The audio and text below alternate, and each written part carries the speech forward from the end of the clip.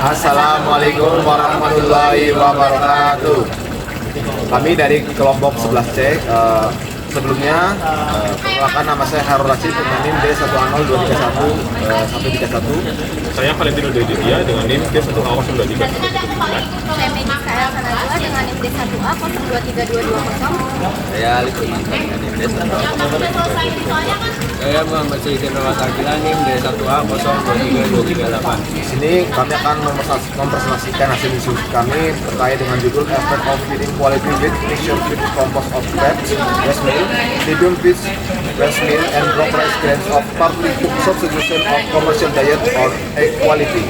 Selamat Menyaksikan. Latar belakang penelitian ini, biaya pakan yang tinggi merupakan kendala utama bagi usaha budidaya puyuh karena berkontribusi hingga 80% dari total biaya produksi. Oleh karena itu, peneliti ini mencoba mengganti sebagian pakan komersial menggunakan tepung limbah kepiting, tepung limbah ikan lipium, dan menir. Bahan-bahan ini dipilih karena potensi untuk menyediakan nutrisi bagi puyuh dan dapat mengurangi biaya produksi. Penelitian ini fokus pada pengaruh penggunaan bahan pakan alternatif dan tersebut terhadap kualitas telur puyuh, terutama pada warna, indeks kuning telur. Harapannya penelitian ini dapat memberikan informasi bagi peternak puyuh ya untuk meningkatkan kualitas dan efisiensi produksi. Hipotesis dari penelitian ini adalah penggantian pakan komersial dengan campuran tepung limbah kepiting, tepung limbah ikan leobim, dan menir dalam proporsi tertentu akan memberikan dampak positif terhadap kualitas telur puyuh.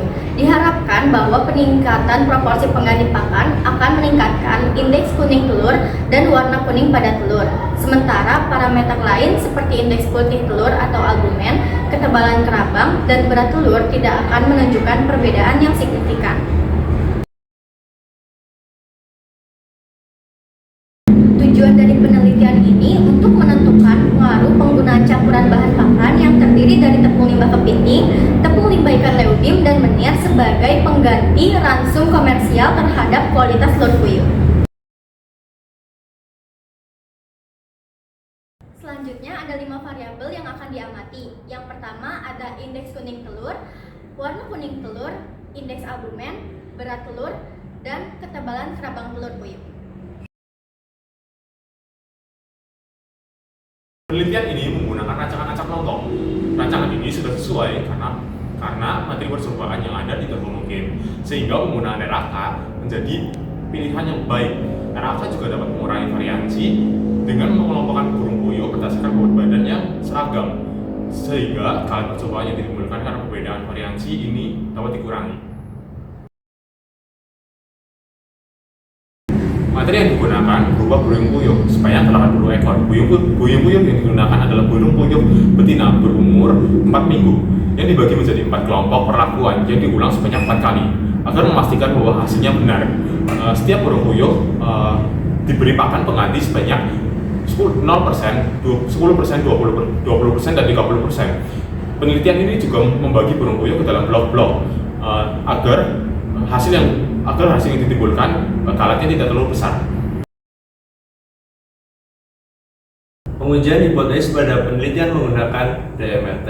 Hal tersebut dikarenakan parameter kuning telur menunjukkan pengaruh sangat nyata, yaitu P kurang dari 0,01 terhadap indeks kuning telur pada akhir minggu bertelur, yaitu minggu ke-13 hingga ke-14, dan parameter warna kuning telur yang menunjukkan pengaruh sangat nyata P kurang dari 0,01 terhadap kuning telur pada burung puyuh. Berikut langkah-langkah hipotesis dengan menggunakan metode DMRT. Yang pertama ada analisis variansi, yang kedua hitung nilai rataan, yang ketiga hitung nilai DMRT, yang keempat bandingkan antar perlakuan, dan yang kelima interpretasi hasil.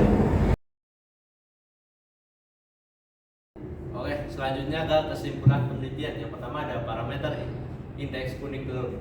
Hasil ANOVA menunjukkan bahwa penggunaan pakan tepung limbah kepiting plus tepung limbah ikan leubim plus menir sebagai substitusi pakan komersil memiliki pengaruh sangat nyata P kurang dari 0,01 terhadap indeks kuning telur pada akhir minggu bertelur, yaitu minggu ke-13 hingga ke-14. Ini berarti bahwa penerapan pakan tersebut secara signifikan meningkatkan kualitas kuning telur dibandingkan dengan pakan kontrol. Selanjutnya adalah parameter warna kuning telur.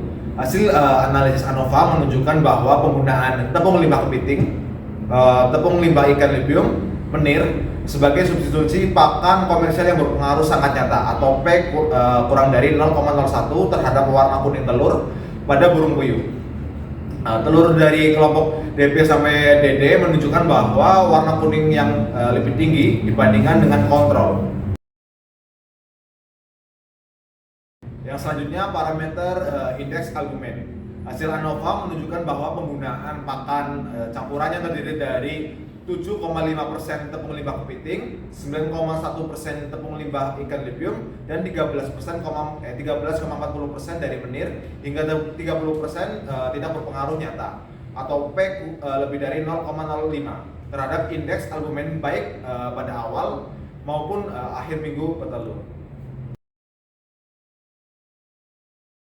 Hasil analisis ANOVA menunjukkan bahwa penggunaan pakan campuran yang terdiri dari 7,5% tepung limbah kepiting, 9,1% tepung limbah ikan lebium, dan 13,40% menir atau DD, sehingga 30% sebagai substitusi pakan komersial tidak berpengaruh nyata atau P lebih dari 0,05 terhadap ketebalan cangkang telur. Meskipun pada awal minggu bertelur, cangkang telur dari burung yang diberi pakan substitusi DB-DD sedikit lebih tipis dibanding dengan pakan kontrol DA. Pada akhir minggu bertelur, cangkang telur dari kelompok DB-DD menunjukkan ketebalan yang lebih baik dibanding dengan DA. Hasil ANOVA menunjukkan penggunaan pakan campuran yang terdiri dari 7,5% tepung limbah kepiting, tambah 9,1% tepung limbah ikan lebium, dan 13,40% menir, hingga 30% sebagai substitusi pakan komersial tidak berpengaruh nyata atau P lebih dari 0,05 terhadap bobot telur puyuh baik yang diperiksa awal maupun akhir minggu bertelur.